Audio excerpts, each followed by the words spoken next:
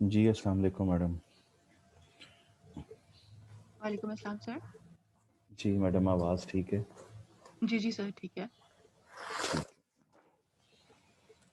Okay.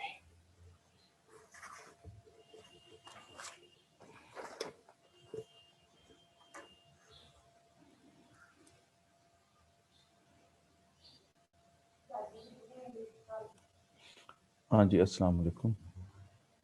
बिस्मिल्लाहिर्रहमानिर्रहीम। अस्सलाम वालेकुम। आज हम लोगों ने नया चैप्टर शुरू करना है। तो ये है चैप्टर, कल भी हमने इसको शुरू किया था लेकिन कुछ इश्यूज़ की वजह से नहीं हो सका। तो चैप्टर का नाम है competition, market failures and government intervention. और इसमें जो पहला क्वेश्चन है वो है methods of business integration. Methods of business integration. तो ये शुरू करते हैं।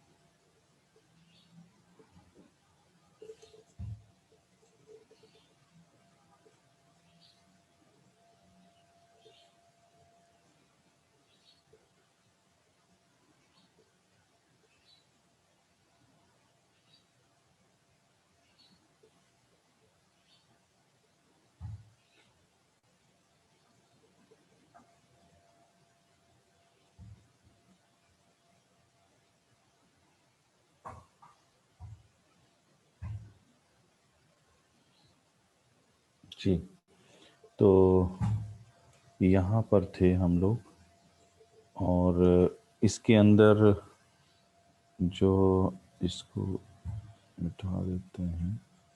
ये चार हमारे पास लाइनें थी जिन पे डिस्कशन कर रहे थे। तो ये जो पहला है इसके अंदर आप देखें तो एग्जिस्टिंग जो है इसमें प्रोडक्ट्स हैं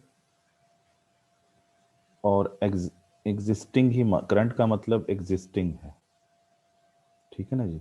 तो एग्जिस्टिंग ही क्या है, मार्केट है इस पहले के अंदर। यानी आप देखें यहाँ से इसको इस तरफ पढ़ेंगे और इसको इस तरफ पढ़ेंगे तो ये एग्जिस्टिंग प्रोडक्ट आ गई और इधर से एग्जिस्टिंग क्या आ गई, मार्केट।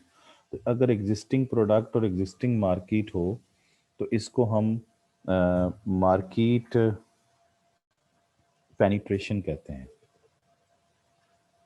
मार्केट क्या कहते हैं, पेनिट्रेशन। ठीक हो गया जी। और अगर हम, ये हम पढ़ रहे थे एंस ऑफ प्रोडक्ट मार्केट मैट्रिक्स और क्वेश्चन का नाम था direction of business growth. Question क्या है, क्वेश्चन है डायरेक्शन ऑफ बिजनेस ग्रोथ। यानी बिजनेस को अगर ग्रो करना है तो किस किस डायरेक्शन में लेके जा सकते हैं। और मैंने आपको बताया था कि ये जो कॉन्सेप्ट दिया था, ये मैट्रिक्स जो दिया था, उसका नाम, उस बंदे का नाम एंसॉफ है। ये बंदे का नाम है या उस बिजनेस राइटर का नाम है जिसने ये बताया कि इस तरीके से आपका बिजनेस ग्रो कर सकता है। तो ये प्रोडक्ट मार्केट मैट्रिक्स है। अब यहाँ पे देखें, इसको आप कह लीजिए फॉर एग्जांपल, इसको कह लीजिए आप ए ये ए है और इसको हम कह लेते हैं ये बी है।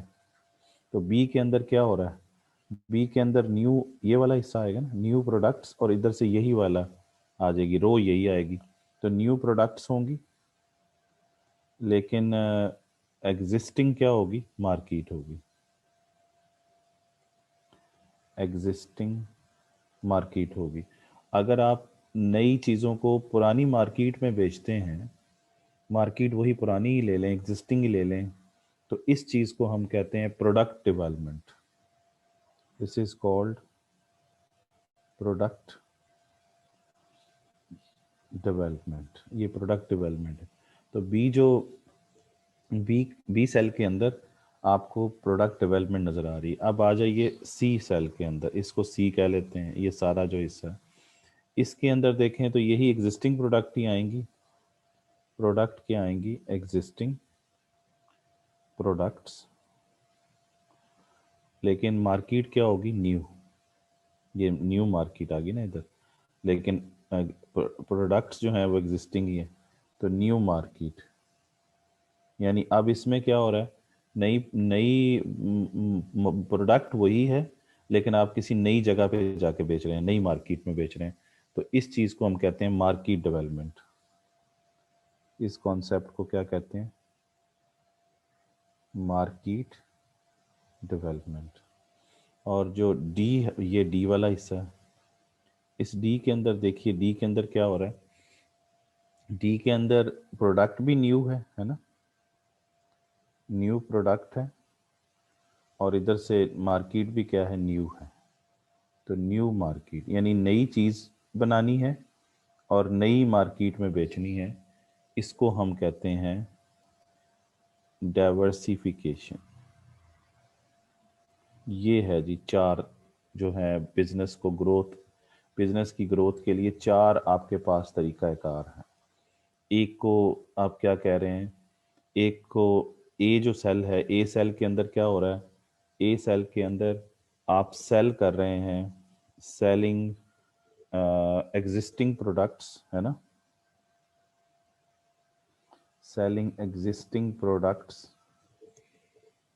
to the existing market, है ना, existing market।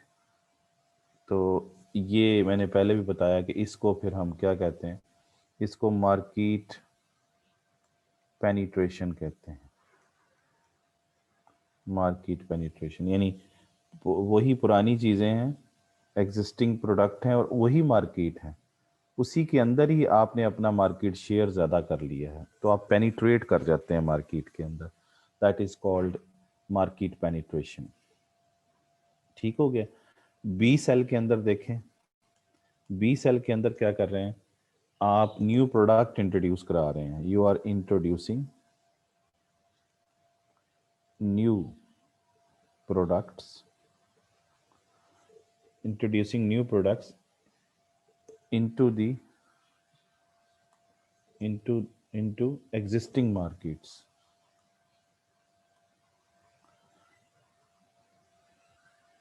into existing market, market पुरानी है लेकिन उसी पुरानी मार्केट में आप एक नई चीज़ लेके आते हैं।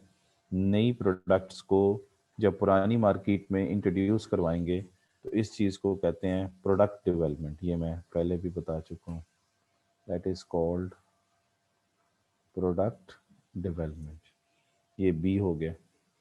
सी के अंदर देखें, सी सेल के अंदर क्या हो रहा है, सी सेल के अंदर आप क्या कर रहे हैं,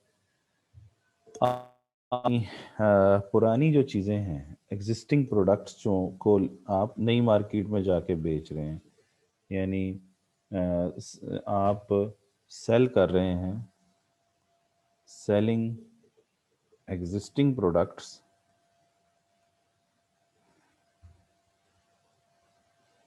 selling existing products into uh, into completely new market, into new market या markets। तो इसको हम क्या कहते हैं, इसको हम कहते हैं मार्केट डेवलपमेंट। यानी पुरानी चीज़ों को, जो आपकी एग्जिस्टिंग चीज़ें हैं, उनको कहीं नई नई जगह पे बेच दें। यानी पहले लाहौर में बेचते थे, तो अब आपने जाके पेशावर में बेचना शुरू कर दिया या मुल्तान में बेचना शुरू कर दिया, वही अपनी पुरानी चीज़। तो इसे हम कहेंगे मार्केट डेवलपमेंट। तो ये देखें, ये प्रोडक्ट डेवलपमेंट है, ये मार्केट डेवलपमेंट है। और तीसरा जो सेल है वो चौथा जो सेल है वो है डी सेल के अंदर क्या कर रहे हैं? डी सेल के अंदर आप न्यू प्रोडक्ट्स को न्यू मार्केट में बेचते हैं, यानी selling new products into new market. तो ये क्या कहलाता है? ये डाइवर्सिफिकेशन कहलाता है। नई प्रोडक्ट हैं और नई मार्केट में बेच रहे हैं, दैट इज़ कॉल्ड डाइवर्सिफिकेशन। तो ये जनाब आ गई आपके पास डायरेक्शन, सिमत जिसे कहते हैं। आप किस सिमत में जाएंगे? आप मार्केट पेनिट्रेशन भी कर सकते हैं, आप प्रोडक्ट डेवलपमेंट भी कर सकते हैं, आप मार्केट डेवलपमेंट भी कर सकते हैं, या आप डाइवर्सिफिकेशन की तरफ भी जा सकते हैं। तो डाइवर्सिफिकेशन का वैसे मतलब होता है रुख मोड़ देना, तो डाइवर्ट कर देना, डाइवर्ट से है ना डाइवर्सिफिकेशन। जैसे कॉल डाइवर्ट आप पढ़ते हो, देखा होगा आपने सेल फोन के अंदर, डाइवर्ट का मतलब होता है रुख मोड़ देना। तो यहाँ आपने रुख मोड़ दिया है हर तरह से। आपने मार्केट भी नई मार्केट की तरफ रुख मोड़ दिया है, और प्रोडक्ट भी नहीं लेके आ गए हैं। तो दोनों तरफ से आपने डाइवर्सिफिकेशन किया, डाइवर्ट किया है। ठीक हो गया जी। तो ये आपके पास आ गया डायरेक्शन ऑफ बिजनेस ग्रोथ। ये क्लियर होगी? अच्छा, अब इसमें जो डाइवर्सिफिकेशन है इसके अंदर एक और चीज़ भी बाजुकात आ जाती है। मेरा ख्याल है इतना ही काफ़ी है। अच्छा, उसके बाद है फिर forms of growth. Next question, ये क्वेश्चन ख़त्म हो गया। नेक्स्ट क्वेश्चन क्या है? फॉर्म्स, पहले तो था ना डायरेक्शन ऑफ ग्रोथ, अब है फॉर्म्स ऑफ ग्रोथ। यानी बिजनेस कैसे किन शक्लों में ग्रो कर सकता है। तो दो फॉर्म्स हैं, एक को हम कहते हैं ऑर्गेनिक ग्रोथ, और दूसरे को हम कहते हैं और ग्रोथ थ्रू मर्जर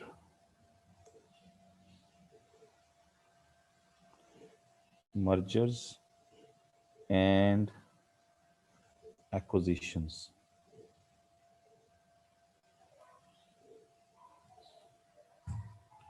तो ये दो तरीके हैं, दो शक्लें हैं, दो उसकी हालतें हैं जिनके थ्रू बिजनेस, ये ग्रोथ का मतलब है बिजनेस ग्रोथ। ग्रोथ का क्या मतलब है? Business growth. तो पहले था डायरेक्शन मिल रही थी हमको, किस सिमत में बिजनेस ग्रो करेगा, ये पहले डायरेक्शन पढ़ी है हमने। तो एंस ऑफ जो प्रोडक्ट मार्केट मैट्रिक्स है वो आपको डायरेक्शन ऑफ बिजनेस ग्रोथ बताता है। और ये जो हम अब पढ़ रहे हैं ये है फॉर्म्स ऑफ बिजनेस ग्रोथ। तो वो ऑर्गेनिक भी हो सकती है और दूसरी जो है वो दूसरे तरीके से भी हो सकती है। तो वो मर्जर या एक्विजिशन के ज़रिए भी हो सकती है। इसको आप ज़रा किताब से देखें, किताब से आपको नज़र आएगा। होल्ड ऑन, इसको बुक से मैं आपको बताता हूँ। ये देखें जी, ये आपको यहाँ पे नज़र आ जाएगा। ये हम लोगों ने पढ़ लिया। ये है एंस ऑफ ये है एंस ऑफ ग्रोथ मैट्रिक्स, ये भी हमने पढ़ लिया। और ये प्रोफेसर आइगोर एनसोफ के नाम से इसका नाम रखा गया है, ये मैंने आपको पढ़ा दिया। उसके बाद ये लर्निंग आउटकम है, ये ज़रा पढ़िएगा आप लोग खुद। उसके बाद नेक्स्ट है फॉर्म्स ऑफ ग्रोथ, जो मैं अभी आपसे बात कर रहा था कि बिज़नेस जब एक्सपेंड करता है तो उसके पास एक तरीका तो ऑर्गेनिक है, और दूसरा जो है ग्रोथ थ्रू मर्जर और एक्विजिशन है। ऑर्गेनिक ग्रोथ में क्या होता है कि फर्म ग्रो करती है अपने रिसोर्सेज के ज़रिए, यानी ऑर्गेनिक ग्रोथ में ये होता है कि ग्रेजुअली यानी आहिस्ता आहिस्ता बिल्डअप करती है फर्म अपने अपने रिसोर्सेज, फिर वो डेवलप करती है न्यू प्रोडक्ट, फिर वो प्लांट ज़्यादा और मशीनरी ज़्यादा ख़रीदती है, एक्स्ट्रा लेबर को हायर करती है, न्यू स्टोर ओपन करती है एंड सो ऑन। तो इसका मतलब ये है कि ये जब अपने रिसोर्सेज पे सारा कुछ चल रहा होता है, खुद ही फर्म आहिस्ता आहिस्ता ग्रो कर रही होती है, तो इसे ऑर्गेनिक ग्रोथ कहते हैं। इसमें फर्म किसी दूसरी फर्म के साथ मर्ज नहीं होती, इसके अंदर फर्म किसी दूसरी फर्म के ऊपर कब्जा नहीं करती, बल्कि खुद ही अपने रिसोर्सेज को बढ़ाती है, नई प्रोडक्ट लेके आती है, नई मशीनरी खरीदती है, नई लेबर को लेके आती है, नए स्टोर ओपन करती है। तो ये एक स्लो प्रोसेस होता है लेकिन स्टेडी प्रोसेस होता है ऑर्गेनिक ग्रोथ का। लेकिन दूसरी तरफ जो है ग्रोथ करने का तरीका ये है कि आप किसी दूसरी फर्म के साथ मर्ज हो जाएं। तो जैसे जैसे ये बता रहे हैं कि टू और मोर फर्म्स इनटू वन हो जाती हैं, कॉम्बाइन हो जाती हैं, मर्ज जिसे कहते हैं। तो इसको जब आप कॉम्बिनेशन पे आ जाते हैं तो वो फिर इस तरीके से भी ग्रो कर जाते हैं। यानी आप दो बैंक मिलकर एक एक बैंक बन जाते हैं, दो फर्म्स मिलकर एक बड़ी फर्म बन जाती हैं। जैसे आप लोगों ने जैज़ और वारिद को देखा, तो वो भी क्या हुए हैं, मर्ज हो गए। मर्ज मीन्स इकट्ठे होके एक फर्म बन गए हैं। लेकिन बाज़ औक़ात ये जो कॉम्बिनेशन होता है या इकट्ठे होने का होता है, उसमें उसको कहते हैं एक्विजिशन। ये एक्विजिशन जो होती है ये हॉस्टाइल होती है, यानी इसमें टेक ओवर कर लेती है फर्म, यानी बिजनेस को एक्वायर कर लेती है ऑनर्स। यानी इसमें क्या होता है, एक्विजिशन में क्या होता है, इसमें भी कम्बिनेशन होता है, लेकिन इसमें एक बिजनेस जो होता है वो अक्वायर कर लेता है ownership of another business without the agreement और full approval of the directors. यानी डायरेक्टर्स से पूछे बगैर, उनके साथ एग्रीमेंट किए बगैर वो टेक ओवर कर जाते हैं। तो ये हॉस्टाइल होता है, ठीक है ना जी। तो क्योंकि इसमें म्यूचुअल कोई एग्रीमेंट नहीं होता है। आप ये जो एक्विजिशन होता है इसमें एक फर्म दूसरी फर्म के शेयर होल्डर्स से के पास जाते हैं और उनसे शेयर खरीद लेते हैं और आहिस्ता आहिस्ता उस कंपनी के अंदर मालिक बनते चले जाते हैं। तो इसमें बोर्ड ऑफ उनमें डायरेक्टर्स नहीं चाह रहे होते या एग्रीमेंट कोई नहीं हुआ होता, लेकिन शेयर होल्डर से ही चीज़ें खरीद ली जाती हैं ज़बरदस्ती। तो एक्विजिशन ज़बरदस्ती होती है, लेकिन जो मर्जर होता है वो भी कम्बिनेशन होता है, लेकिन वो म्यूचुअल होता है, वो म्यूचुअल एग्रीमेंट होता है। बाहमी रजामंदी के साथ दो फर्म एग्री करती हैं कि हम एक नई फर्म बन जाएंगे। तो मर्जर जो है वो म्यूचुअल एग्रीमेंट के थ्रू इकट्ठे होते हैं। एक्विजिशन में जो है वो ये चीज़ नहीं होती कि हम मिलजुल कर एक एग्रीमेंट के ज़रिए करें, बल्कि ज़बरदस्ती समझें कब्ज़ा कर लेते हैं दूसरी फर्म के ऊपर, टेक ओवर कर लेते हैं उसको। तो मर्जर में भी कंबाइन होते हैं लेकिन एक्विजिशन में भी कंबाइन होते हैं। मर्जर में मर्जी से होते हैं, एक्विजिशन में एक फर्म दूसरी फर्म को कर लेती है। जैसे यहाँ पे देखें, ये अगला टॉपिक है, इसी का सब पार्ट है, वो ये है कि मर्जर एंड एक्विजिशन। तो मर्जर और एक्विजिशन के अंदर आप देखें, एक्विजिशन का मतलब समझाया हुआ है आपको कि देखें ज़रा कि एक्विजिशन क्या होता है। एक्विजिशन में जब when one firm approaches to the shareholder of another firm, ठीक है ना, जैसे मेरी फर्म है तो मेरी फर्म के और शेयर होल्डर भी तो होंगे ना, और उनसे कुछ और दूसरी फर्म आके उनसे क्या करे, उनके पास जाए और उनसे शेयर खरीद ले, और जाहिर सी बात आहिस्ता आहिस्ता वो शेयर खरीदते खरीदते फिर बिजनेस के अंदर उसका शेयर सबसे ज़्यादा हो जाए। मतलब मेरे फॉर एग्जांपल 50,000 शेयर होल्डर हैं, तो वो 40,000 शेयर होल्डर से शेयर ही खरीद ले सारे, तो जाहिर सी बात है कि वो मालिक बन जाएगी मेरे साथ। और तो ये है कि one firm approaches to the shareholder of another firm and buys their share from them to gain the control of the business and assets. ये है ये चीज़ है एक्विजिशन, जब टेक ओवर कर लेते हैं। और इसमें दूसरी फर्म के जो लोग हैं वो चाहते हैं या नहीं चाहते, मालिकान चाहते हैं कि नहीं चाहते, लेकिन ये यहाँ पे कंट्रोल कर लिया जाता है। बल जब लेकिन मर्जर के अंदर ये होता है कि एग्रीमेंट होता है और म्यूचुअल एग्रीमेंट होता है और रजामंदी से वो क्या करते हैं, एक अपने शेयर जो है वो बेच देते हैं।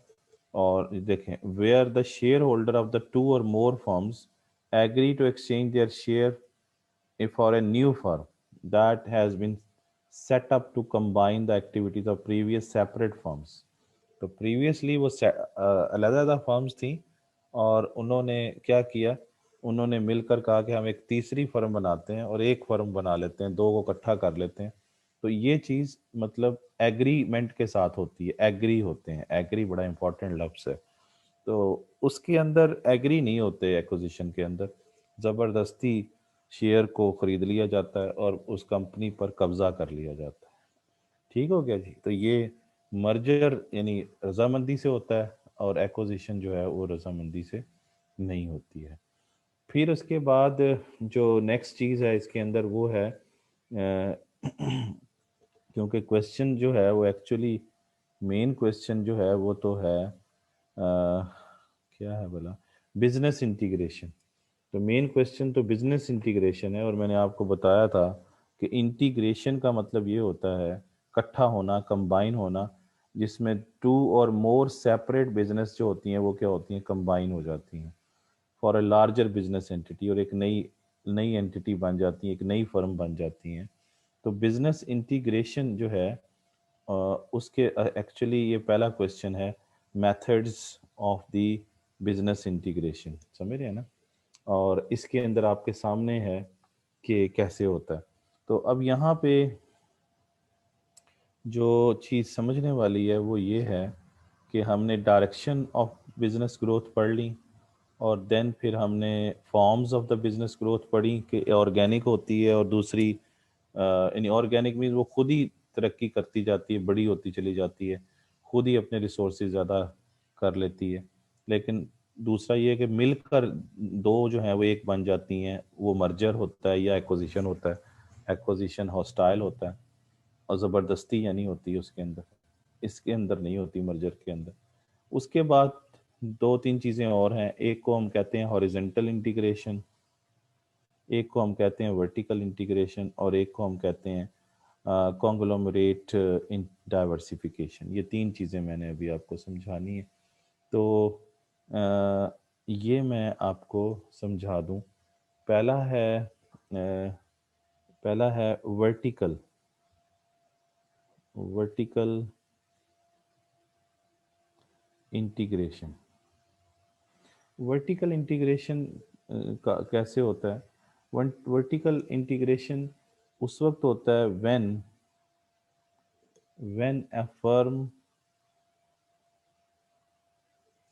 when a firm expands backward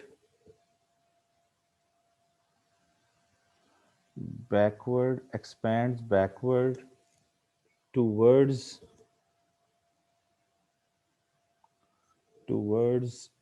its its source of supply or forward forward towards towards its market। यानी वर्टिकल इंटीग्रेशन में क्या होता है कि backward towards it's source of supply होता है या फॉरवर्ड टुवर्ड्स इट्स मार्केट होता है। ये है वर्टिकल इंटीग्रेशन। और दूसरा जो है वो है हॉरिजॉन्टल इंटीग्रेशन। हॉरिजॉन्टल इंटीग्रेशन में क्या होता है, व्हेन व्हेन अ फर्म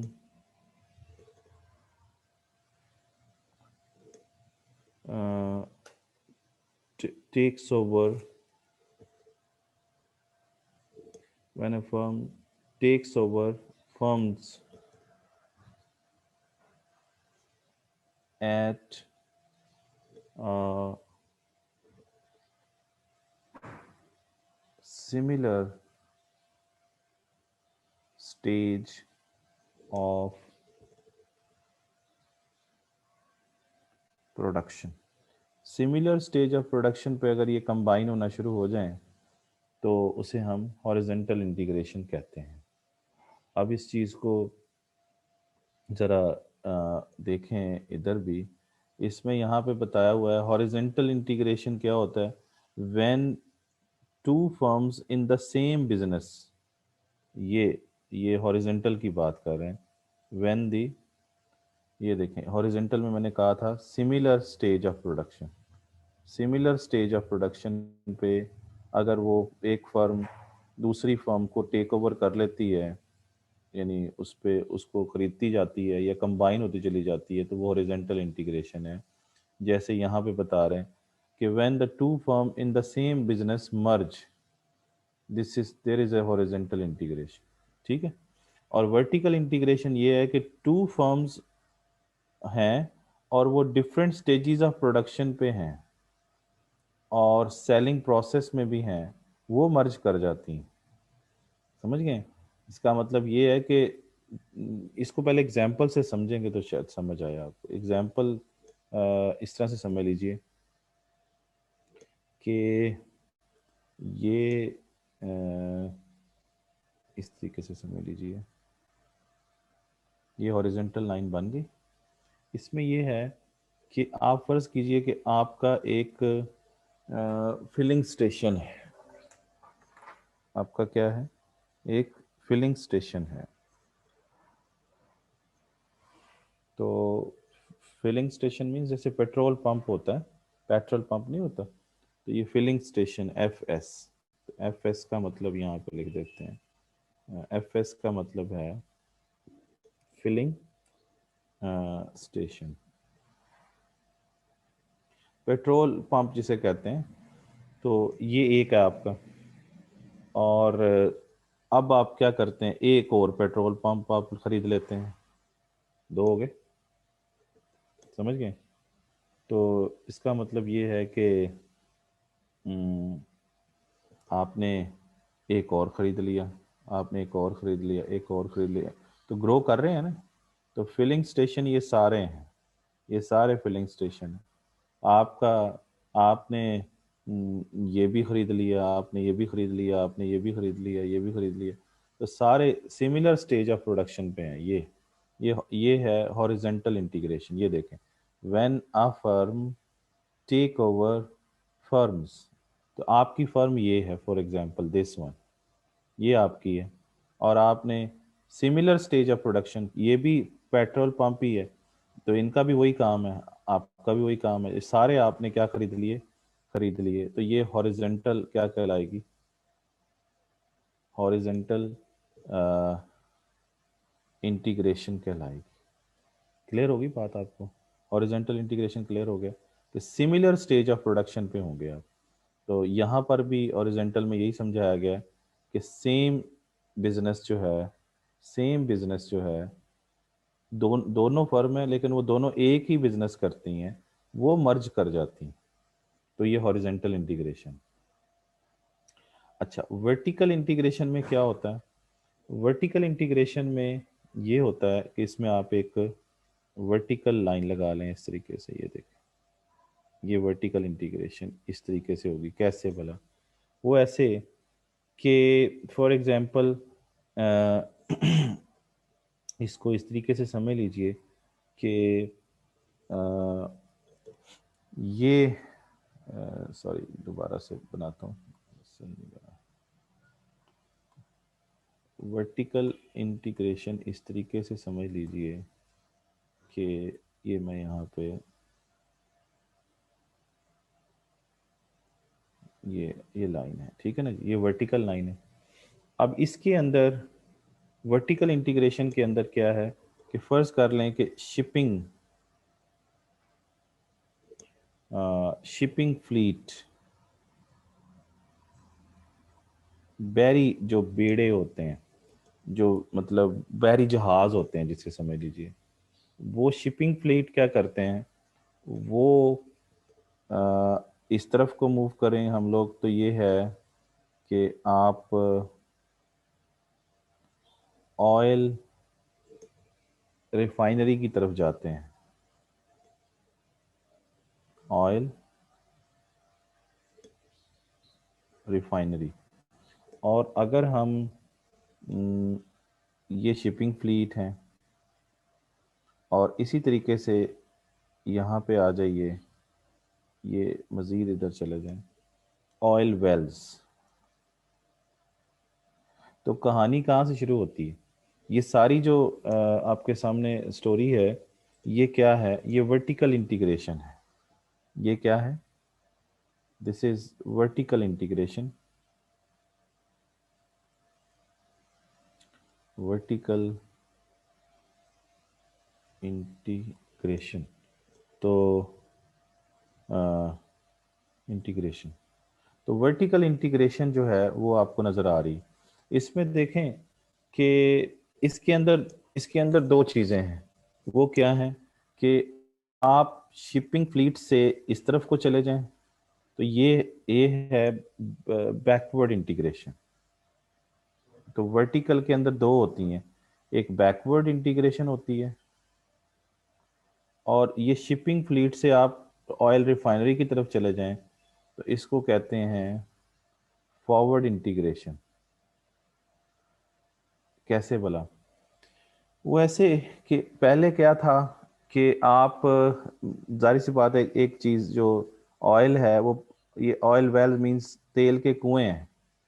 तो आप तेल के कुएं से तेल लेते थे और उसको बहरी जहाज में भरकर ले आते थे, और फिर उनको लाके आप ऑयल रिफाइनरी में दे देते थे पाकिस्तान के अंदर। ये समझें ऑयल वेल्स जो हैं वो सऊदी अरेबिया में है। तो सऊदीया से आपने ऑयल वेल से तेल लिया, अपने जहाज पे उसको लादा, शिपिंग फ्लीट पे लादा, और ऑयल रिफाइनरी जो पाकिस्तान के अंदर ऑयल को साफ करती है उस पर ले गए, और ऑयल रिफाइनरी से वो पेट्रोल जो है वो फिलिंग स्टेशन तक पहुंच जाता है। ये चार प्रोसेस देख लें आपके सामने, चार प्रोसेस हैं। यानी ऑयल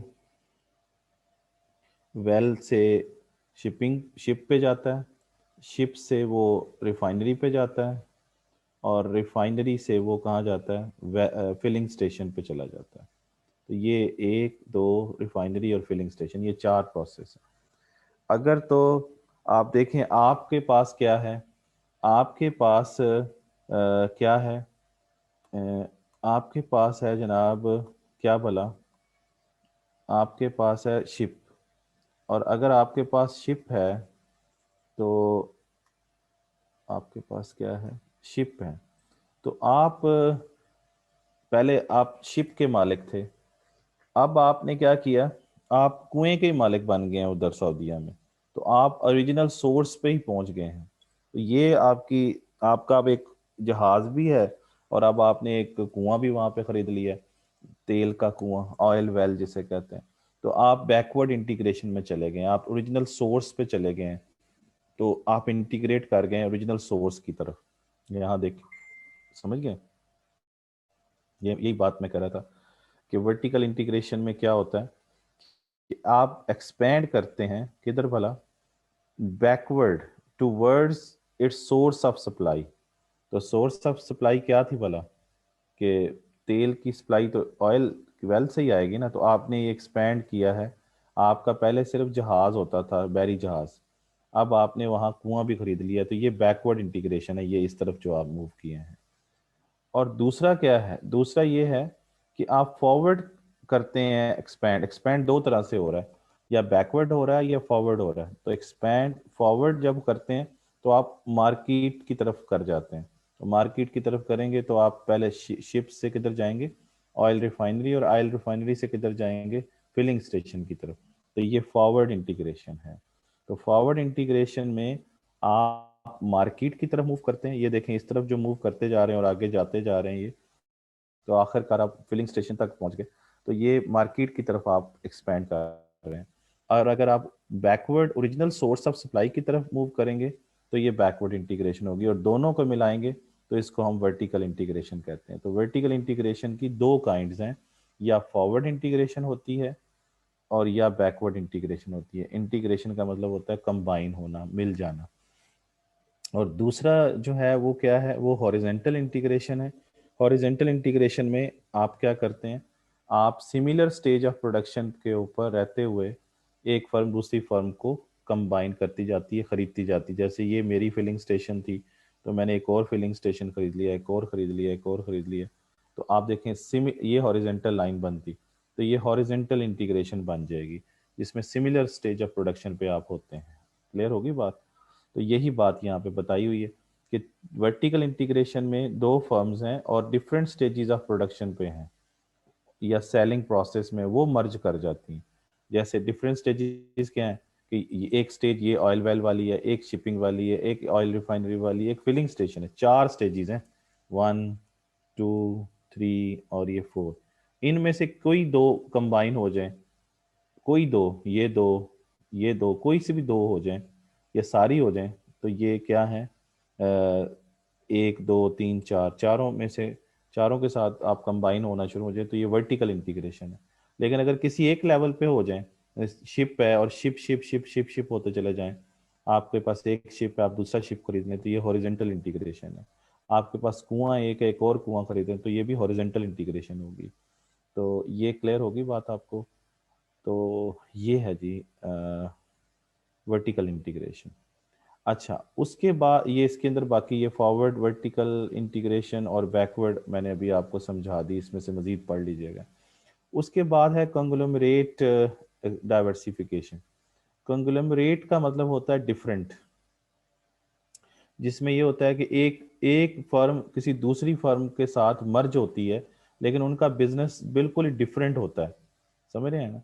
जैसे फॉर एग्जांपल एक एक बैंक जो है, एक बैंक जो है वो किसी एक बैंक जो है वो मर्ज हो जाता है या उसके साथ मिल जाता है एक दूसरी फर्म के साथ, लेकिन वो बैंक नहीं है बल्कि वो एक पेंट की कंपनी है। तो पेंट और बैंक दो डिफरेंट बिजनेसेस हैं, और वो अगर मिल जाते हैं तो उसे हम कंग्लोमरेट डाइवर्सिफिकेशन कहते हैं। ये देखें, a company might take over और मर्ज, ये दोनों हो सकते हैं, इसमें मर्ज भी हो सकता है, टेक ओवर भी हो सकता है, with another company in a different business all together. तो इसमें डिफरेंट दो दो डिफरेंट बिजनेसेस अगर एक कंपनी बनते हैं या उसके वो टेक ओवर कर लेते हैं, ना भी बने लेकिन वो एक बंदा ही उसी दूसरे को बना लेता है, खरीद लेता है, तो उसे हम कॉन्ग्लोमरेट डाइवर्सिफिकेशन कहते हैं। यानी मर्ज करना या टेक ओवर करना एक ऐसी कंपनी का दूसरी कंपनी के साथ जिसका बिजनेस एक कंपनी का और दूसरे का और फिर वो मर्ज कर जाएं, तो उसे हम कॉन्ग्लोमरेट डाइवर्सिफिकेशन कहते हैं। तो ये खत्म हो गई यहाँ पे कहानी। अच्छा, उसके बाद हैं जी एडवांटेजेस और disadvantages of this type of business expansion. ये अब आप लोगों ने खुद पढ़ने हैं कि ये हॉरिजेंटल इंटीग्रेशन के क्या फ़ायदे हैं या नुकसानात हैं, फिर वर्टिकल के हैं। तो ये यहाँ पर हॉरिजेंटल के लिखे हुए हैं, ये हॉरिजेंटल लिखा हुआ है। हॉरिजेंटल के फ़ायदे और नुकसानात, और फिर यहाँ पे ये वर्टिकल के हैं। तो वर्टिकल के फ़ायदे और नुकसान ये खुद आप लोगों ने पढ़ने। इससे आगे चलते हैं, तो नेक्स्ट क्वेश्चन है हमारे पास, measures of market competition and concentration. ये वाला क्वेश्चन हम लोग पढ़ते हैं और इसको कंप्लीट करते हैं जी। तो मार्केट कंपटीशन और कंसंट्रेशन के मेजर्स क्या क्या हैं? अच्छा, इसमें जो है वो ये बात समझें कि जो पहला क्वेश्चन उसके अंदर है मार्केट कंसंट्रेशन। तो कंसंट्रेशन का मतलब ये है कि कितनी बड़ी फर्म्स हैं जो कि मार्केट को कंट्रोल करती हैं। मार्केट कंसंट्रेशन का क्या मतलब है कि अ फ्यू लार्ज फर्म्स जो होती हैं वो मार्केट का कितना हिस्सा कंट्रोल कर रही होती हैं। Market is controlled by a few large firms. तो मार्केट कंसंट्रेशन डिस्क्राइब करती है एक्सटेंट, यानी किस हद तक चंद फर्म पूरी मार्केट को कंट्रोल कर रही होती हैं। इसको इस तरह से समझ लीजिए कि ये जो मार्केट, जैसे मैं कहूँ जी कि बेवरेजेस कंपनी जो हैं, बेवरेजेस के अंदर दो फर्म ऐसी है, यानी कोका कोला और पेप्सी कोला, जो 80% जो है वो मार्केट को कंट्रोल कर रही हैं। 20% और फर्म्स भी हैं जो बेवरेजेस बनाती हैं, तो 80% उनका शेयर है। तो वो मार्केट के अंदर उनका कंसंट्रेशन जो है वो ज़्यादा है। कंसंट्रेट का मतलब है कि वो ज़्यादा कंट्रोल कर रही हैं उनको। तो इस चीज़ को हम देखेंगे कि कितनी लार्ज फर्म्स होंगी, और होंगी वो फ्यू, होंगी लार्ज लेकिन होंगी थोड़ी सी, 4 या 3 या 2 या ऐसे थोड़ी सी होंगी, लेकिन वो मार्केट का बहुत बड़ा हिस्सा कंट्रोल कर रही होती हैं। इसको इसको कहते हैं मार्केट कंसंट्रेशन। और इसको मेजर करने के तरीके हैं। एक को हम कहते हैं कंसंट्रेशन रेशियो, एक को हम कहते हैं हर्फिंडाल इंडेक्स, और एक को हम कहते हैं जिनी कोफिशिएंट। तो ये 3 तरीके हैं जिनके थ्रू आप जो है उसको मेजर करते हैं, किसको भला, मार्केट कंसंट्रेशन को। तो ये कैसे होगा उसको मज़ीद हम लोग समझ लेते हैं इसके थ्रू। जी,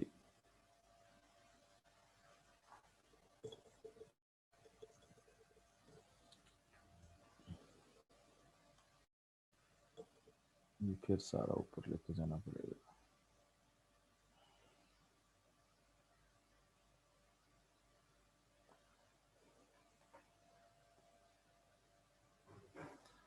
तो बात समझ आ रही है आप लोगों को कि मार्केट कंसंट्रेशन का मतलब ये है कि हमने ये देखना है कि कितनी मार्केट को कंट्रोल करने वाली कितनी फर्म्स हैं, या कितना मार्केट शेयर कितनी फर्म्स के पास है।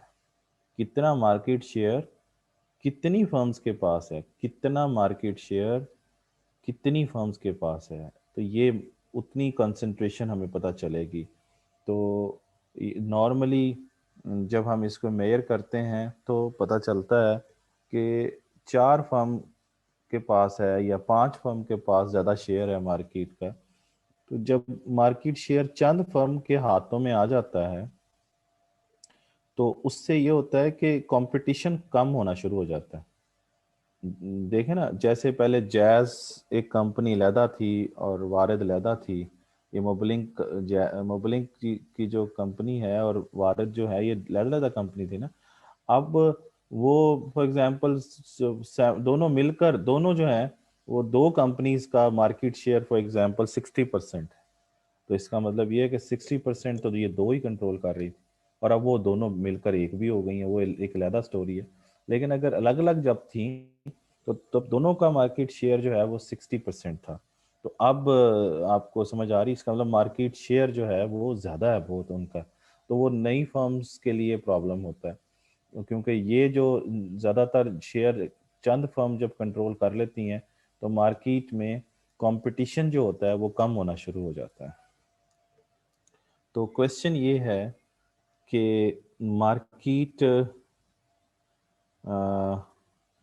मार्केट जो है उसकी कंसंट्रेशन जो है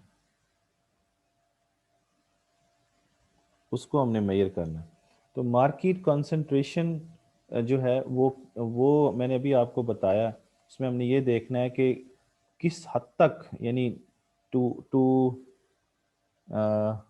what extent, market is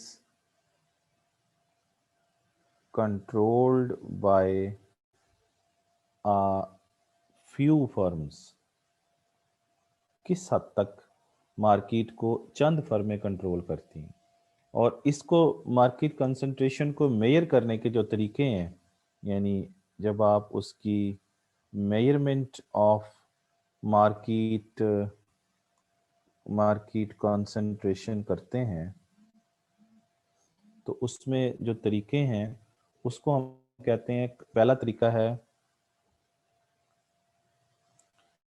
concentration ratio. दूसरा जो तरीका है, सॉरी, दूसरा जो तरीका है वो है, दूसरा तरीका जो है उसको हम कहते हैं हर्फिंडाल इंडेक्स, HERFIND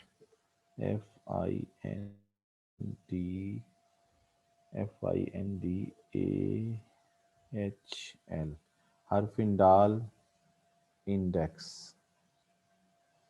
और जो तीसरा तरीका है उसको हम कहते हैं लॉरेंस कर्व या Gini coefficient, Gini coefficient through through through Lorenz curve, LORENZ, through Lorenz curve. तो ये 3 तरीके हैं जिनके ज़रिए आप मार्केट कंसंट्रेशन को मेजर करेंगे। और मार्केट कंसंट्रेशन क्या है कि किस हद तक, to what extent market is controlled by a few firms.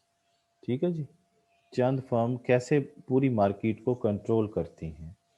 इसका मतलब ये है कि जब भी लार्ज फर्म्स जो होते हैं, लार्ज सप्लाई जो होते हैं, वो क्या करते हैं, जब मार्केट में फर्म लार्ज होती चली जाती हैं, तो लार्ज यानी लार्ज जो फर्म्स होती हैं, चाहे वो लार्ज किसके थ्रू हो रही हैं, थ्रू ऑर्गेनिक ग्रोथ हो रही हैं या वो थ्रू एक्विजिशन और मर्जर हो रही हैं, लार्ज हो गई।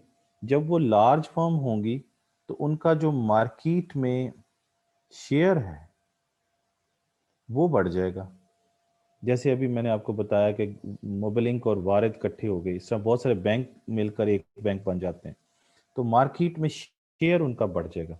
जब मार्केट में शेयर बढ़ेगा तो पहले वो मतलब 20% था, तो अब वो 2-3 फर्म उन्होंने और मिला के एक बन गई, तो अब वो 70%, एक फर्म का 70% मार्केट शेयर हो गया। और लोगों के लिए अब वो सब्स्टिट्यूट क्या हो गए हैं, सब्स्टिट्यूट कम हो जाएंगे। क्योंकि लार्ज फर्म जो है वो बाकी फर्म को खरीदती चली जा रही है और मार्केट शेयर उसका बढ़ता चला जा रहा है, तो सब्स्टिट्यूट लोगों के पास कम है। जब आपको पता है सब्स्टिट्यूट कम हो तो प्राइस इलास्टिसिटी ऑफ डिमांड जो है वो भी क्या होती है, कम।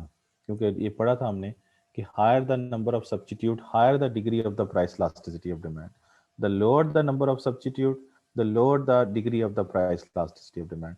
तो जब सब्स्टिट्यूट कम होंगे तो इलास्टिसिटी भी कम होगी, और जब इलास्टिसिटी कम होती है तो फिर उस वक्त कीमत को बढ़ाना फ़ायदेमंद होता है।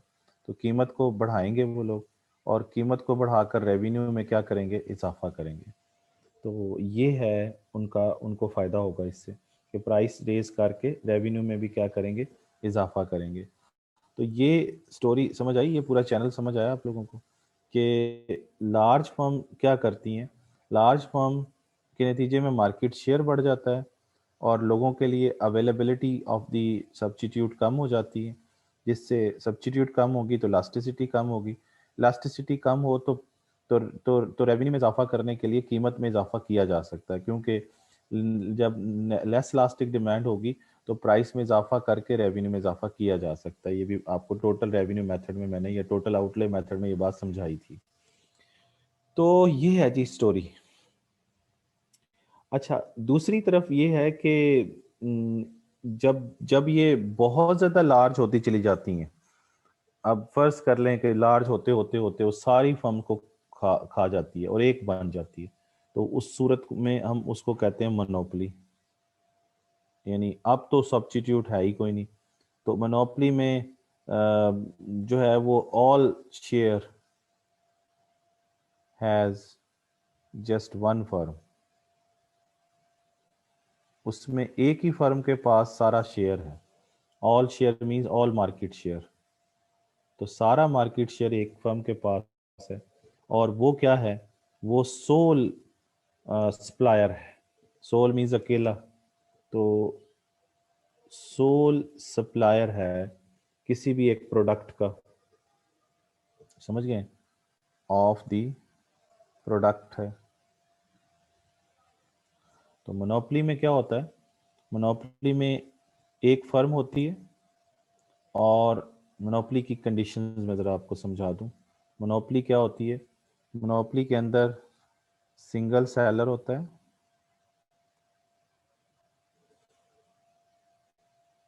monopoly is a market structure in which there is only one firm which has no close substitute। तो उसका नंबर 2, उसका नो नो क्लोज सब्स्टिट्यूट, और नंबर 3 वो नई फर्म्स को आनी भी नहीं देती है, तो बैरियर्स टू एंट्री, क्योंकि अगर नई फर्म आएगी तो मोनोपोली नहीं रहेगी, सिंगल फर्म नहीं रहेगी। तो ये 3 कंडीशन होती हैं मोनोपोली की, एक फर्म होती है, दूसरों को वो आने नहीं देती है, बैरियर यानी रुकावटें डालती है, और फिर उसका कोई क्लोज सब्स्टिट्यूट भी नहीं होता है, तो ये मोनोपोली बन जाती है। इस सूरत हाल के अंदर ये ज़हन में रहे कि यहाँ पर मैंने क्लोज लिखा है, no close substitute, no substitute नहीं लिखा। सब्स्टिट्यूट होते हैं लेकिन क्लोज सब्स्टिट्यूट नहीं होते हैं, समझ गए। तो इसका मतलब ये है कि इसका मतलब ये है कि इसका ये नहीं है कि एक जो मोनोपोलिस्ट हो वो जो कुछ मर्जी करता रहे मार्केट में, ऐसा नहीं होता है।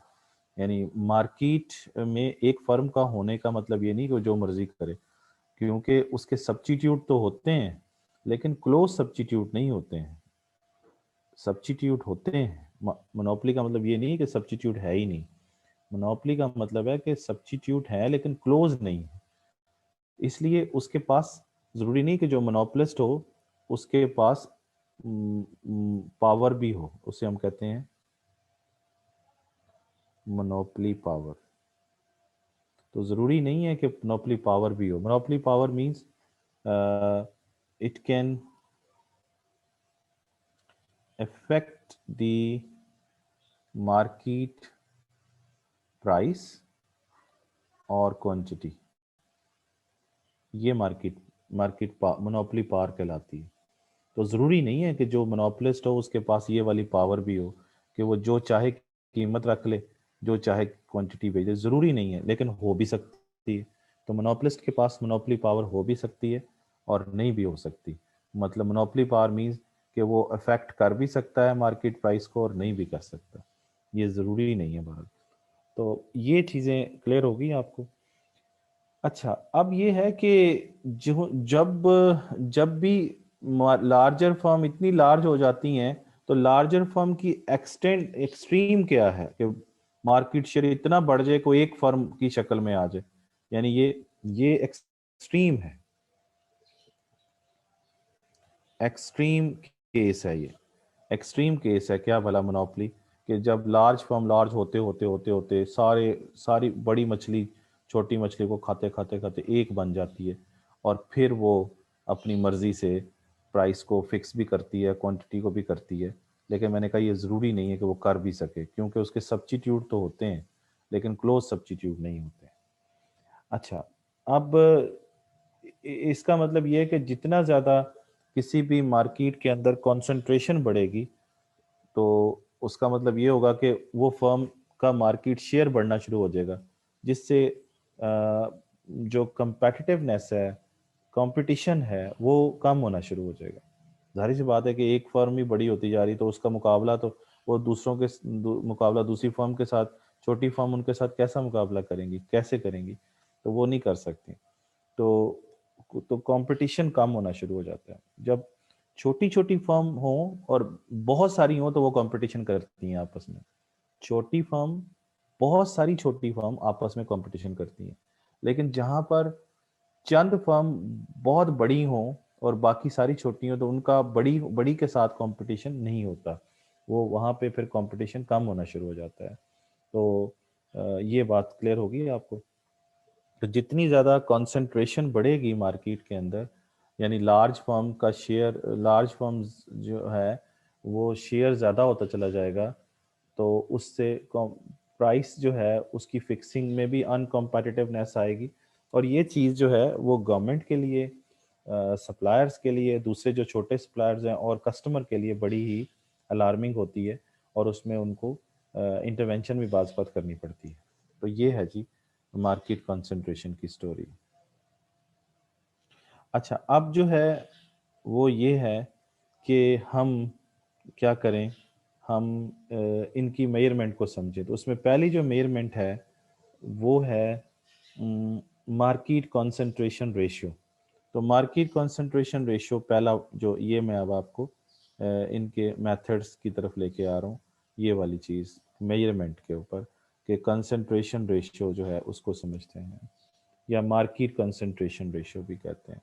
तो कंसंट्रेशन रेशियो क्या है, पहला जो इसका मेजरमेंट है, जिसे हम कहते हैं मार्केट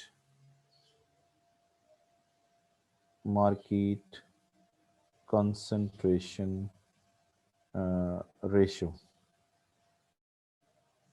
तो मार्केट कंसंट्रेशन रेशियो MCR। तो मार्केट कंसंट्रेशन रेशियो में ये होता है जनाब कि आप क्या करते हैं, इसमें इसका इसका इसका जो तरीका है उसमें ये होता है, द कंसंट्रेशन, इसको कंसंट्रेशन रेशियो भी कहते हैं। The concentration ratio measures the combined measures the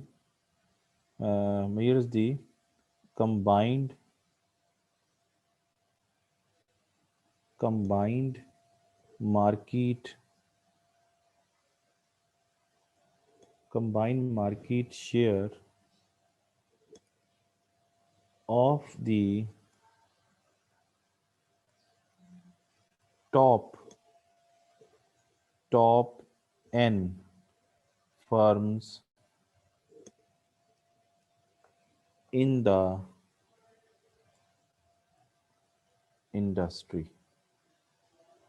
ठीक है ना जी। अब टॉप N फर्म जो हैं उनका कंबाइंड शेयर आपने ले लेना है, तो आपको पता चल जाएगा कि ये कंसंट्रेशन रेशियो क्या है। ठीक है। इसकी एक और डेफिनेशन भी मैं आपको लिख दूं, ये इसकी एक डेफिनेशन है। दूसरी डेफिनेशन ये है कि market concentration ratio is the market share in the in simple terms, in the proportion of sales, in the proportion of sales relative to the other firms। ये एक और डेफिनेशन है। अच्छा, ये इस तरीके से समझ लीजिए कि एग्जाम्पल से समझते हैं, फिर इसको दोबारा पढ़ते हैं। फर्ज कर लीजिए इधर आपके एक इंडस्ट्री के अंदर ABCDE, तो उनका यहाँ पे मार्केट शेयर आ रहा है। ये क्या आ रहा है, मार्केट शेयर। ए फर्म का जो मार्केट शेयर है वो 10% है, बी का 30% है, सी का 5% है, डी का 2% है, ई का जो है वो 8% है। तो अब आप फर्ज कर लें इस तरह, फिर और भी फर्म्स हैं इसके अंदर, ठीक है ना जी। ई एफ फर्म है, उसका फर्ज कर लें 20% है। तो अब आपसे कहा जाता है कि जी बताएं इस मार्केट के अंदर आपने N firm, N top N firms को आप कंबाइन करें, उनका मार्केट शेयर जो है वो कंबाइन करें, तो आपको पता चल जाएगा। तो टॉप एन निकालें, टॉप एन। अब एन कितनी हो सकती है, टॉप 3 भी हो सकती हैं, टॉप 4 भी हो सकती हैं, टॉप 5 भी हो सकती हैं। ये मर्जी है आपकी। यानी उसे हम कहेंगे, अगर अगर हम तीन तीन लेते हैं तो हम कहेंगे 3 फर्म कंसंट्रेशन रेशियो। तो एन की जगह पर क्या आ जाएगा, 3 आ जाएगा या 4 आ जाएगा या 5 आ जाएगा। तो 4 फर्म 4 फर्म्स कंसंट्रेशन है ना रेशियो। इस तरह 3 firm concentration ratio, 5 firm concentration, जो भी आप टॉप लेना चाहते हैं। फॉर एग्जांपल आप 4 फर्म कंसंट्रेशन रेशियो, इससे आपसे कहा जाता है मेजर करें। तो 4 फर्म देखें जो टॉप पे जा रही है, ये पहले पे आ गई एक, फिर ये सॉरी ये पहले पे आ गई, ये दूसरे पे आ गई, ये फिर तीसरे पे आ गई, और ये जो है ये चौथे पे आ गई। इनका आप मार्केट शेयर इनको ऐड कर लें तो 4 फर्म है, यानी ए फर्म है, बी फर्म है, ई फर्म है और एफ फर्म है। तो इनको ऐड करें, इनका कंबाइन शेयर निकालें, कंबाइन कंबाइन मार्केट शेयर, तो कितना आएगा? तो ये आएगा 30 जमा 10 40, 40 और 20 60 और 8 68।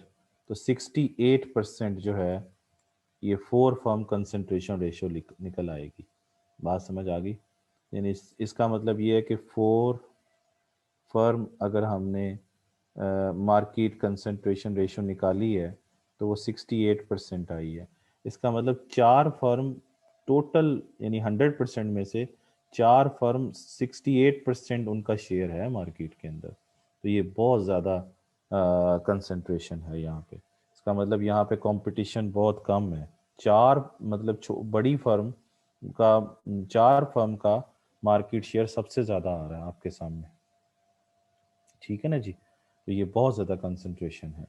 तो इसका मतलब ये हुआ कि मार्केट कंसंट्रेशन रेशियो आप लो से भी निकाल सकते हैं और हाई से भी निकाल सकते हैं। यानी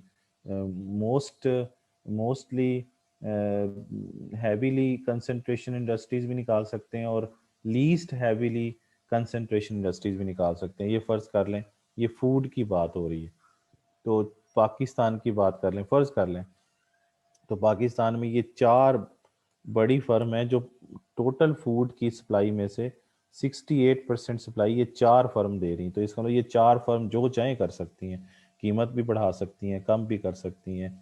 तो इधर कंपटीशन बहुत कम है। जितनी ज़्यादा मार्केट कम कंसंट्रेशन रेशियो बढ़ेगी, कंपटीशन क्या हो जाएगा? कंपटीशन कम हो जाएगा। इसका मतलब कंसंट्रेशन और कंपटीशन का नेगेटिव रिलेशनशिप है। जितनी कंसंट्रेशन रेशियो बढ़ेगी उतना ही कंपटीशन कम होगा। लेकिन अगर ये आप 4 फर्म का भी निकाल सकते हैं, 3 फर्म का भी, 5 फर्म का भी, जो आपका दिल चाहे आप उसके मुताबिक लिख दें कि ये 4 फर्म कंसंट्रेशन रेशियो है, ये 3 फर्म कंसंट्रेशन रेशियो है। तो that is up to you.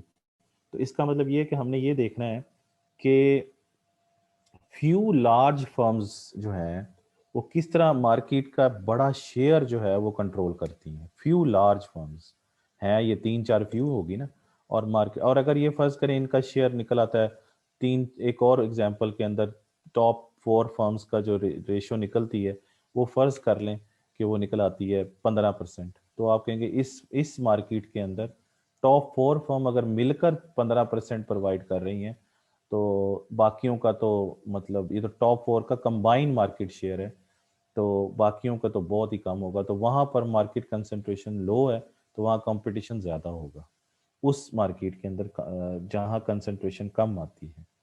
ठीक हो गया ना जी? ये चीज़ हमें अंदाज़ा हो जाता है। जहाँ कंसंट्रेशन ज़्यादा हो वहाँ गवर्नमेंट आके खुद कंट्रोल करती है उन इंडस्ट्रीज़ को, क्योंकि वहाँ पर उनका बिहेवियर कंपटीशन बेस नहीं होता है बल्कि मोनोपोलाइज्ड हो जाती हैं। समझ रहे हैं ये बात? एक सेकंड होल्ड कीजिए।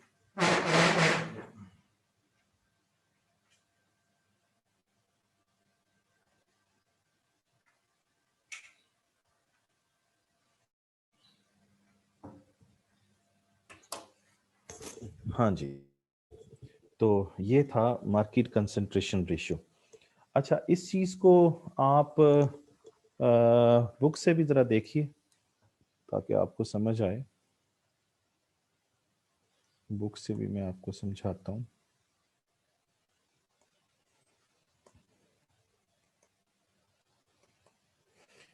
ये देखें जी, ये बुक के अंदर आपको ये बात समझाई हुई है। तो ये है मार्केट कंसंट्रेशन रेशियो, जो मैं अभी आपसे बात कर रहा था, MCR। और इसमें उसने ये बताया कि आपने ये किसी भी लेवल पे देख सकते हैं, यानी आउटपुट में भी देख सकते हैं, एम्प्लॉयमेंट में भी देख सकते हैं। कंसंट्रेशन रेशियो तो किसी भी वेरिएबल में देखी जा सकती है। नॉर्मली अभी हमने जो एग्जांपल ली थी वो आउटपुट की ली हुई थी कि फर्म एम्प्लॉयमेंट में भी कंसंट्रेशन रेशियो निकल आती है, कितनी परसेंट फर्म कितनी लोगों को रोजगार दे रही है ना। और इस तरह कितनी परसेंट फर्म जो है टोटल आउटपुट का कितना परसेंट जो है वो प्रोवाइड करती है। ये कंसंट्रेशन रेशियो तो किसी भी वाले से निकाली जा सकती है। तो इसमें आपने ये देखना है कि लार्जेस्ट प्रोड्यूसर्स जो हैं वो कितने परसेंट जो है वो शेयर देते हैं। और कंसंट्रेशन रेशियो मैंने अभी आपसे कहा कि वो टॉप 3 की भी निकाल सकते हैं, 4 की भी, 5 की भी निकाल सकते हैं। जैसे इस एग्जांपल में आप लोग चेक कर सकते हैं। एग्जाम्पल में जाने से पहले एक और चीज़ ये देखें, दोबारा से मार्केट कंसंट्रेशन बताया हुआ है कि to the extent to which the supply to the market is provided by a small number of the firms, यानी कितनी स्मॉल नंबर ऑफ फर्म कितना मार्केट का शेयर जो है वो प्रोवाइड करती हैं। तो ये आपका मार्केट कंसंट्रेशन। एक और कॉन्सेप्ट भी यहाँ पे दिया हुआ है, इंडस्ट्री कंसंट्रेशन। इंडस्ट्री कंसंट्रेशन का मतलब होता है कि आपने ये देखना है कि एक मार्केट के अंदर आप देखने के बजाय आपने डिफरेंट इंडस्ट्रीज, कंप्लीट इंडस्ट्रीज में देखना है कि वो कितना, कौन सी इंडस्ट्री ज़्यादा कंसंट्रेट कर रही है। यानी एक ही मार्केट के अंदर भी देख सकते हैं और एक इंडस्ट्री के अंदर भी देख सकते हैं। अगर इंडस्ट्री के अंदर देखेंगे तो इंडस्ट्री कंसंट्रेशन आ जाएगा, और अगर मार्केट में देखेंगे तो मार्केट कंसंट्रेशन आ जाएगा। बल ये इतना इम्पोर्टेंट भी नहीं है। अच्छा, यहाँ पे ज़रा देखिए, ये एग्जाम्पल में देखिए ज़रा, ये दिस इज़ वेरी इंपॉर्टेंट कि ये बता रहा है कि ये दो कॉलम बने हुए हैं आपके सामने। ये यूके की एग्जांपल उसने ली हुई है, एक्चुअल एग्जांपल से बता रहा है कि ये देखें, जो पहले वाला है इसमें ये बता रहे हैं कि मोस्ट हैवीली कंसंट्रेटेड इंडस्ट्रीज, ये मोस्ट हैवीली कंसंट्रेटेड इंडस्ट्रीज हैं। और ये 5 फर्म कंसंट्रेशन रेशियो उन्होंने निकाली है। 5 firm concentration ratio rank by as a percentage of total market value. Total market मतलब जैसा ये देखें कि यूके के अंदर शुगर इंडस्ट्री में 99% यानी 5 फर्म्स प्रोवाइड कर रही हैं, 99%। इसका मतलब ये है कि ये 5 फर्म तकरीबन 1% को छोड़ दें सिर्फ, तो 1% जो है वो बाकी फर्म कोई प्रोवाइड कर रही होंगी। तो लेकिन 5 फर्म की ये चूंकि कंसंट्रेशन रेशियो निकाली हुई है उन्होंने, 5 फर्म,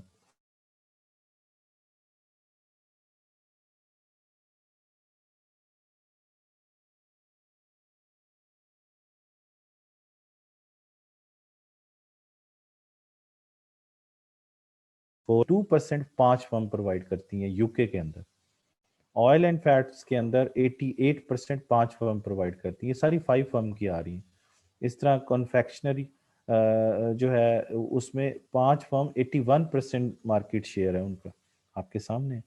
तो पेस्टिसाइड के अंदर भी आप लोग देखें तो वहाँ पर 75% जो है वो 5 फर्म प्रोवाइड करती हैं।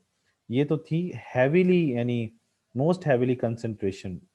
ये है लीस्ट, इस इधर जो राइट साइड पे कॉलम है, इसका मतलब ये है कि ये लीस्ट हैवीली कंसंट्रेशन इंडस्ट्रीज हैं, जिसमें 5% जो है वो ये निकला है कि 4% 5 मिलकर कर रही हैं। तो यहाँ पे इसका मतलब इतना ज़्यादा कंपटीशन, इसमें ज़्यादा कंपटीशन है। यानी 5 फर्म का कंसंट्रेशन रेशियो, 5 फर्म का मार्केट शेयर 4% निकला है मेटल के अंदर। तो बाकी 95% तो बाकी तमाम फर्म्स दे रही होंगी ना। तो यहाँ पे कंपटीशन ज़्यादा है। फिर इस तरह 5 फर्म 4% प्रोवाइड कर रही हैं प्लास्टिक के अंदर। फिर फर्नीचर के अंदर भी 5 फर्म को की अगर शेयर मिलाएं तो 5% बनता है। तो इसका मतलब 95% तो फिर बाकी फर्म प्रोवाइड कर रही है, तो इधर कंसंट्रेशन थोड़ी आ रही है। तो आपको लीस्ट कंसंट्रेशन भी पता चल गई और हैवीली कंसंट्रेशन फर्म, दोनों ही 5 फर्म्स हैं। 5 फर्म कंसंट्रेशन रेशियो सब उन्होंने इंडस्ट्रियों में निकाली है। ये वाली इंडस्ट्रीज जो हैं ये हैवीली आ रही हैं सारी, और ये वाली सारी जो है इनमें कंसंट्रेशन बहुत थोड़ी है। देखें 4 4 5 5 6 6 8 9, इधर देखें तो 80, 90, 70, इधर बहुत ज़्यादा कंसंट्रेशन है। इन इंडस्ट्रीज में इन इंडस्ट्रीज को गवर्नमेंट फोकस करेगी। किस हवाले से? क्योंकि ये वो लोग हैं जो लोगों को तंग कर सकते हैं, क्योंकि इनका शेयर बहुत ज़्यादा है और ये कीमतें बढ़ा सकते हैं, अपनी क्वालिटी कम कर सकते हैं। यहाँ गवर्नमेंट जो है कंट्रोल करेगी, इनको करेगी। तो कंसंट्रेशन रेशियो निकालने का ये फ़ायदा होता है कि गवर्नमेंट देखती है कि हमने किन इंडस्ट्रीज को फोकस करना है और किन इंडस्ट्रीज को फोकस नहीं करना है। तो ये देखें, इन इंडस्ट्रीज को फोकस करने की ज़रूरत नहीं है, क्योंकि इनका तो 5 फर्म मिलकर भी 4-4% ही शेयर आ रहा है, 6 फर्म मैक्सिमम 9% आ रहा है। तो इसका मतलब ये 5 मिलकर भी 9% दे रही हैं, तो ये इनकी कोई औकात नहीं है मार्केट में। ये ज़्यादा मार्केट में कीमतों को अफेक्ट भी नहीं कर सकती, लेकिन ये कर सकती है। ये 5 मिलकर 99% दे रही हैं, तो ये जो मर्जी कर लें। ठीक है ना जी? तो 4 फर्म कंसंट्रेशन रेशियो या 5 फर्म या 3 फर्म कंसंट्रेशन रेशियो निकाली जा सकती है। Then we have Herfindahl index.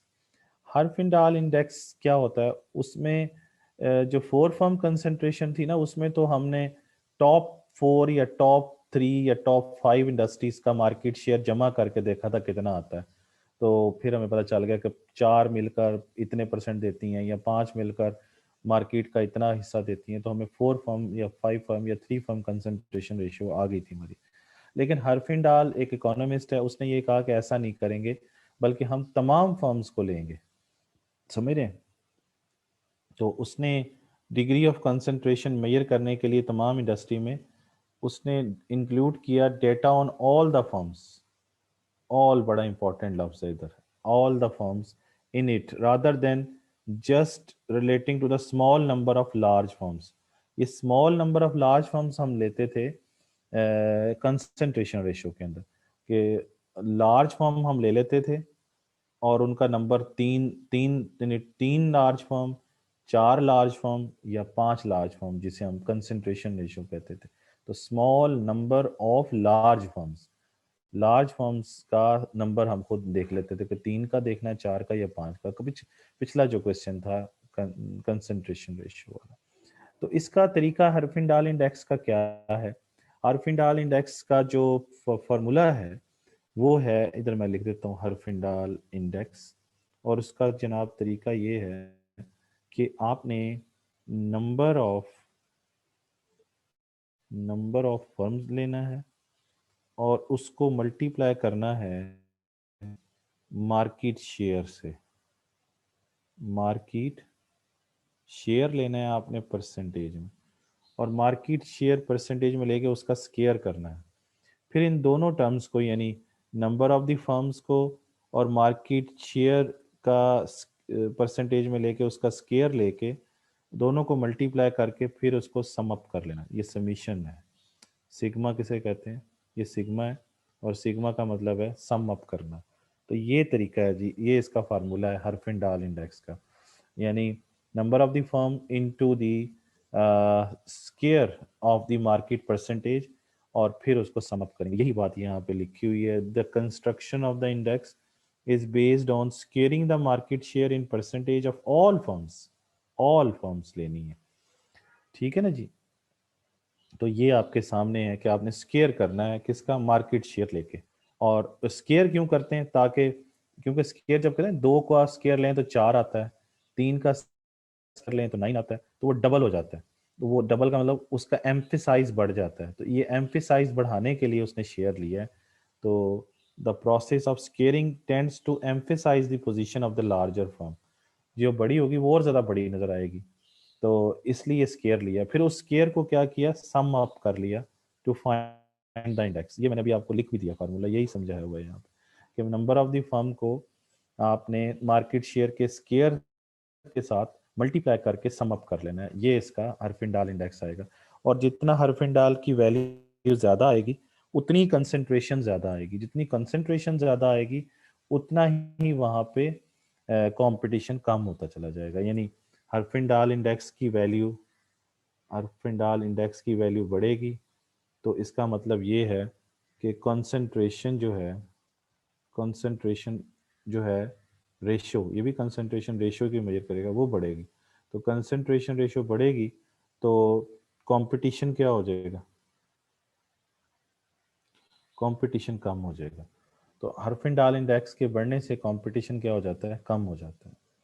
तो इसको जाहिर सी बात है फिर एक एग्जाम्पल से समझते हैं, जो इसने यहाँ पे एग्जाम्पल दी हुई है।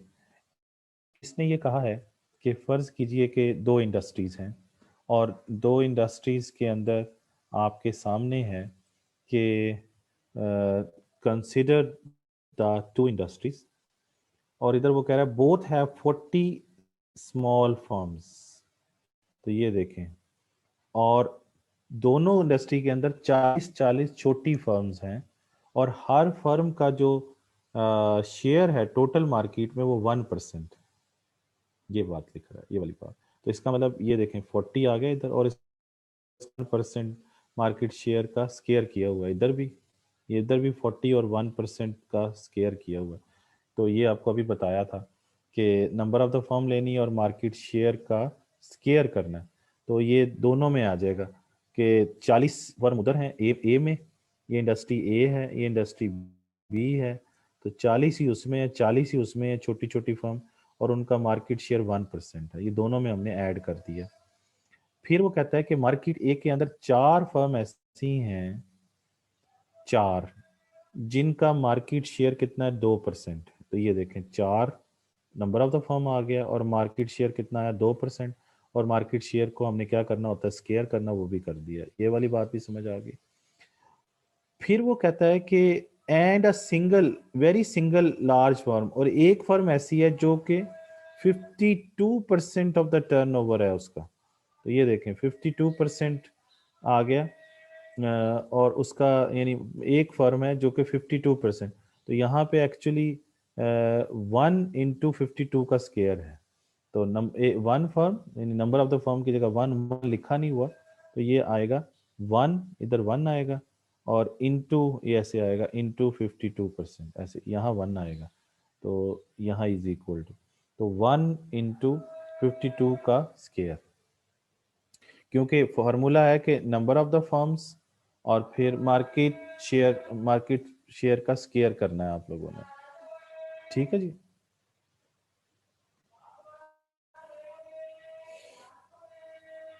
अच्छा जी, तो अब फिर आप इनको मतलब मल्टीप्लाई करके और प्लस करके जब निकालेंगे तो इसकी वैल्यू आती है, ये हर्फिनडाल इंडेक्स की वैल्यू आ गई जो 2760 है, ये ए के लिए आ गई। अब बी के लिए देखते हैं। बी में वो कहता है कि 5 firms, sorry, market B is completed by 5 large firms each controlling the 12% of the market share. तो ये 5 नहीं है यहाँ पर, किधर गया ये 5, ये इसको काट के ना 6 कर लें, ये गलत लिखा हुआ है यहाँ पे क्या आएगा 6, क्योंकि यहाँ देखें 6 लिखा हुआ है, 6 है, तो ये गलती से 5 लिखा गया। तो 6 फर्म्स ऐसी हैं जिनका मार्केट शेयर कितना है, 12%, तो ये 12% का स्केयर आ जाएगा। ठीक है ना जी। और ये है जी स्टोरी, ये 6 और 12% इनको ऐड करके उन्होंने किया है। तो आपके सामने यहाँ पर जो इसकी वैल्यू आई है वो 904 आई है आपके सामने। अब यहाँ पे आपको पता चल रहा है कि इसका जो हर्फिनडाल इंडेक्स है वो ज़्यादा आया है, और इसका जो हर्फिनडाल इंडेक्स है वो कम आया है। तो ए फर्म जो है वो उसमें कंसंट्रेशन ज़्यादा आई है, तो ये लेस कंपेटिटिव है। बी फर्म जो है उसका हर्फिनडाल इंडेक्स जो है वो कम आया है, तो इधर जो है कंसंट्रेशन कम है, इसलिए यहाँ कंपटीशन ज़्यादा है। तो ये हम मार्केट कंसंट्रेशन जो है वो कंट्रोल चेक कर लिया हम लोगों ने।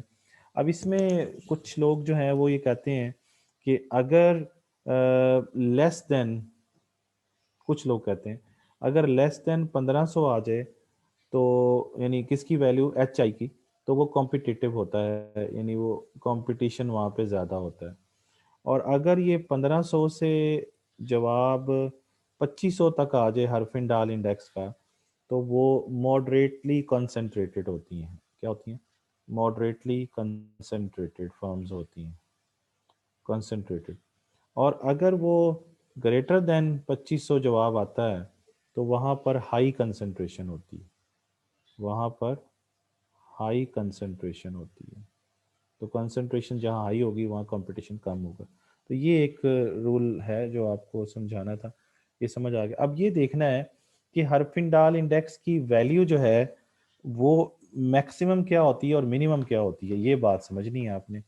तो उसके लिए मैं आपको समझा दूं कैसे भला। तो हर्फिंडाल इंडेक्स की वैल्यू मिनिमम और मैक्सिमम क्या होती है, देखें। मोनोपली के अंदर इन मोनोपली मोनोपली के अंदर आपको पता है कि फार्मूला क्या है। फार्मूला ये है कि number of the firms, monopoly में कितनी फर्म्स होती हैं? मोनोपली में जनाब एक ही फर्म होती है। और उस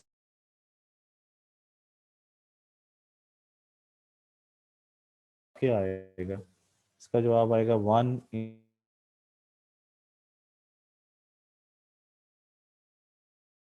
तो ये जवाब आएगा 10,000। तो इसका मतलब ये है कि मोनोपली के अंदर हर्फिंडाल इंडेक्स की जो वैल्यू आएगी वो 10,000 आएगी। और एक एक्सट्रीम मोनोपली है और एक क्या है, परफेक्ट कंपटीशन है। परफेक्ट कंपटीशन में होता है कि लार्ज नंबर ऑफ फर्म्स होती हैं, ये भी मार्केट स्ट्रक्चर है। तो उसमें क्या होती हैं, लार्ज नंबर ऑफ फर्म्स होती हैं, वेरी लार्ज। तो यहाँ पे लार्ज नंबर लिख लेंगे, लार्ज नंबर ऑफ फर्म्स है ना। और ये आ गया इनटू उनका जो मार्केट शेयर होता है वो तकरीबन 0.00 ही होता है, ना होने के बराबर होता है, स्केयर कर लें। तो ये जवाब आएगा 0। तो हर्फिंडाल इंडेक्स की जो, ये 0 है। हर्फिंडाल इंडेक्स की जो वैल्यू है वो क्या है, वो 0 से लेके, यानी it is greater than 0, equal to 0, but less than और इक्वल टू 10,000 तक होती है। ये आपको पता होना चाहिए कि हर्फिंडाल इंडेक्स 0 से लेकर 10,000 तक उसकी रेंज होती है। 0 आ जाए तो परफेक्ट कंपटीशन, और परफेक्ट कंपटीशन का मतलब है नो कंसंट्रेशन। और 10,000 आ जाए तो 100% कंसंट्रेशन होती है। समझ गए। और इसके अलावा जो वैल्यूज आएंगी वो मैंने आपको बता दी। 1500 आए, 1500 से 2500 के दरमियान आए, और 2500 से ज़्यादा आए तो क्या होता है, ये भी मैंने बता दिया आपको। तो ये यही बात मैंने आपको बताई है कि Herfindahl index of 0 means perfectly competitive market where huge number of the firms equal size. और 10,000 आए तो इसका मतलब प्योर मोनोपली है, जहाँ पे एक ही फर्म सारा कंट्रोल कर रही होती है। तो यहाँ तक मेरा ख्याल आज कर लेते हैं। इसका आखिरी जो चीज़ रह गई है वो लॉरेंस कर्व और जिनी कोफिशिएंट है। वो कल या नेक्स्ट लेक्चर में इंशाल्लाह ताला इसको करेंगे। आपके क्वेश्चन देख लेते हैं, कोई बात आपको समझ आ गई हो तो। अच्छा जी, ये पहला क्वेश्चन फराज का है कि सर कंपनी एग्रीमेंट भी तो कर सकती है शेयर होल्डर के साथ कि आप हमारे शेयर्स किसी और को सेल नहीं कर सकते, या शेयर होल्डर फ्री होता है। शेयर होल्डर की मर्जी होती है, जिसको मर्जी बेचे। मालिक है ना, शेयर होल्डर का मतलब मालिक है, तो मालिक जिसको मर्जी बेच दे, एग्रीमेंट नहीं हो सकता। सर अगर उसके पास इन इलास्टिक डिमांड की मोनोपली है तो फिर वो अपनी मर्जी से प्राइस सेलेक्ट करेगा। हाँ फिर ठीक है, फिर वो करेगा। इन इलास्टिक जब डिमांड होती है तो फिर मोनोपली पावर आ जाती है, फिर क्योंकि उसमें ज़्यादा तब्दीली नहीं ना ला सकते कंज्यूमर, फिर वो अपनी मर्जी करता है। सही कह रहे हैं आप। तो ये दो क्वेश्चन फराज सदीकी ने किए हैं। और कोई क्वेश्चन किसी को करने हैं तो वो कर ले। तो मेरा ख्याल है कि किसी को भी नहीं करने। ठीक है जी, देन फिर वाइंड अप करते हैं। Thank you very much and